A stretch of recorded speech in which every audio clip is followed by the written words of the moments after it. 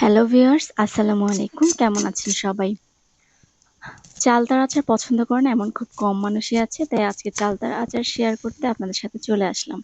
এখানে আমি একটা চালতা নিয়েছি। চালতাটা আমি ভালো করে কেটে ধুয়ে নিয়েছি। এবং চালতাটা আমি এভাবে পাতলা করে কেটেছি যাতে করে এটা আমাকে আর থেঁতো করতে না হয়। যদি পাতলা করে না কাটতাম আমার এটা পাটা-পোতা থেঁতো করে নিতে হতো। আমি এখানে চালতাগুলো পাতিলে দিয়ে এখানে পরিমাণ মতো পানি দিয়ে দিব।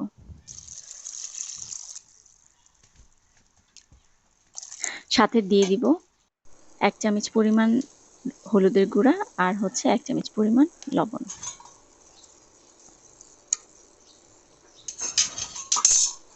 এটা দিয়ে আমি এটা সেদ্ধ হতে ছেড়ে দিচ্ছি।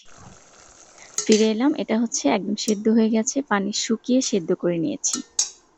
চালটা সেদ্ধ হয়ে যাওয়ার পরে এই পর্যায়ে আমি কড়াইতে দিয়ে দিচ্ছি সরিষার তেল। দিয়ে দিচ্ছি একটা তেজপাতা, ২টা শুকনা মরিচ। শুকনা মরিচের পরিমাণ কম বেশি দেয়া যাবে। দিয়ে দিচ্ছি ৩-৪ কোয়া রসুন থেঁতো করে। রসুন এখানে আস্তা ব্যবহার করলে তেমন একটা মজা মানে ভালো লাগবে না টেস্ট। সেজন্য এখানে থেঁতো করে অথবা বেটে পেস্ট করে দেওয়াটাই বেটার।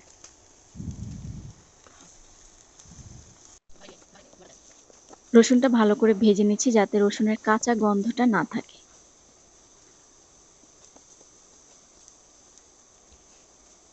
এটা ভাজা হয়ে গেলে আমি এখানে দিয়ে দিব ১ চামচ পরিমাণ শুকনা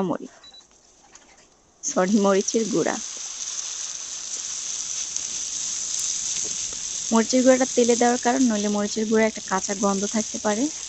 এই কারণে তেলে দিলে গন্ধটা আসার কোনো চান্স থাকবে না।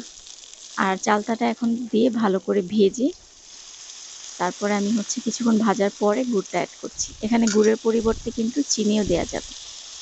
তবে গুড় দিলে টেস্টটা ভালো আসে। হাতের কাছে ফুড কালার থাকলে সেটাও অল্প পরিমাণ ইউজ করা যায়। তবে গুড় দিলে কালারটা এমনিতেই সুন্দর আসে। এখানে দিয়ে দিয়েছি ৫ ফোড়ন গুঁড়া। এখানে আমি রেডিমিক্স যে ৫ ফোড়ন আছে সেটাই গুঁড়া করে নিয়েছি। আমি কোনো মসলা তৈরি করিনি।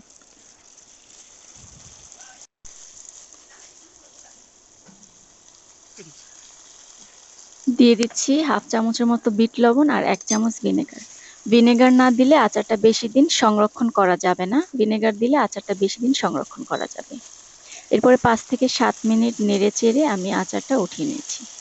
হয়ে গেছে একদম মজাদার টক মিষ্টি ঝাল আচার।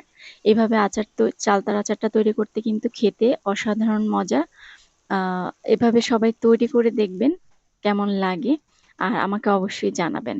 আর চালতার আচার খেতে পছন্দ করেন কারা, কারা তারাও অবশ্যই কমেন্টে জানাতে ভুলবেন না।